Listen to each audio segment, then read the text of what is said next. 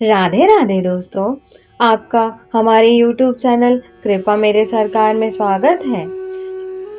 यदि आपको हमारी वीडियो अच्छी लगे तो प्लीज़ हमारे वीडियो को लाइक ज़रूर करें और हमारे चैनल को भी सब्सक्राइब कर लें। आइए शुरुआत करते हैं कार्तिक मास महात्म्य कथा के 26वें अध्याय की।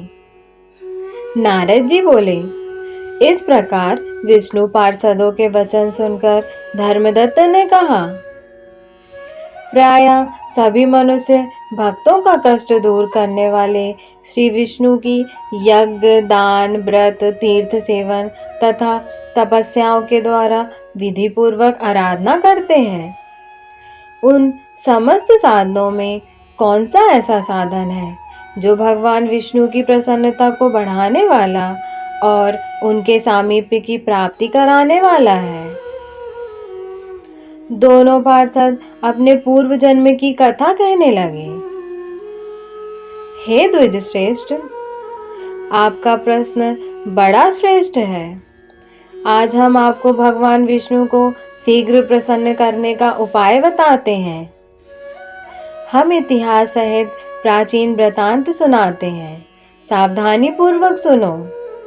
ब्राह्मण, पहले कांचीपुरी में चोल नामक एक चक्रवर्ती राजा हो गए हैं। उन्हीं के नाम पर उनके अधीन रहने वाले सभी देश चोल नाम से विख्यात हुए।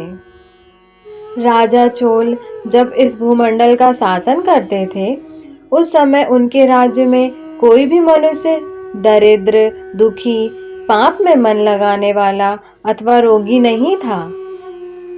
एक समय की बात है, राजा चोल अनंत शयन नामक तीर्थ में गए, जहां जगदीश्वर भगवान विष्णु ने योग निद्रा का आश्रय लेकर शयन किया था।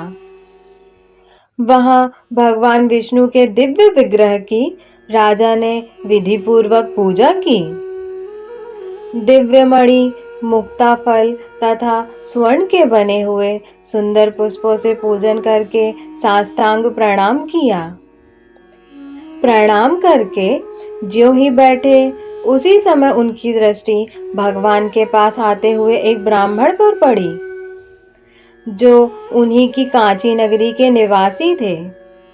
उनका नाम विष्णुदास था। उन्होंने भगवान की पूजा के लिए अपने हाथ में तुलसी दल और जल ले रखा था। निकट आने पर उन ब्राह्मण ने विष्णु सूक्त का पाठ करते हुए देवादिदेव भगवान को स्नान कराया और तुलसी की मंजरी तथा पत्तों से उनकी विधिवत पूजा की। राजा चोल ने जो पहले रत्नों से भगवान की पूजा की थी, वह सब तुलसी पूजा से ढक गई। यह देखकर राजा कुपित होकर बोले, विष्णुदास, मैंने मणियों तथा स्वर्ण से भगवान की पूजा की थी, वह कितनी शोभा पा रही थी। तुमने तुलसी दल चढ़ाकर उसे ढक दिया। बताओ, ऐसा क्यों किया?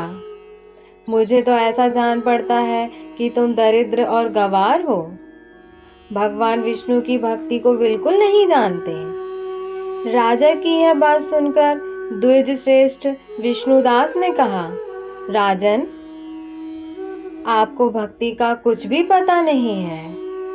केवल राजलक्ष्मी के कारण आप घमंड कर रहे हैं। बतलाइए तो, आज से पहले आपने कितने वैष्णव व्रतों का पालन किया है? जब नृप श्रेष्ठ चोल ने हंसते हुए कहा, तुम तो दरिद्र और निर्धन हो, तुम्हारी भगवान विष्णु में भक्ति ही कितनी है।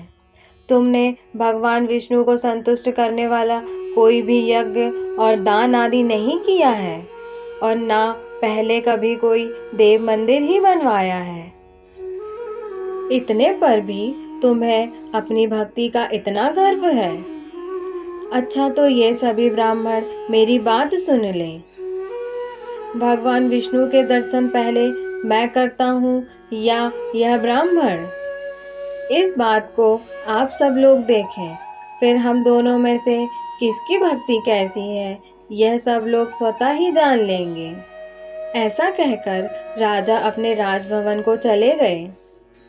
वहां उन्होंने महर्षि मुद्गल को आचार्य बनाकर वैष्णव यज्ञ किया।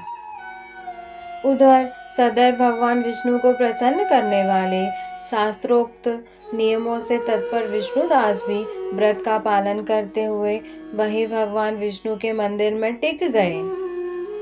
उन्होंने माघ और कार्तिक के उत्तम व्रत का अनुष्ठान, तुलसी वन की रक्षा, एकादशी को द्वादशाक्षर मंत्र का जाप, नृत्य गीत आदि मंगलमय आयोजनों के साथ प्रतिदिन षोडशोपचार से भगवान विष्णु की पूजा आदि नियमों का आचरण किया। वे प्रतिदिन चलते फिरते और सोते हर समय भगवान विष्णु का स्मरण किया करते थे। उनकी दृष्टि सर्वत्र सम हो गई थी। वे सब प्राणियों के भीतर एकमात्र भगवान विष्णु को ही स्थित देखते थे।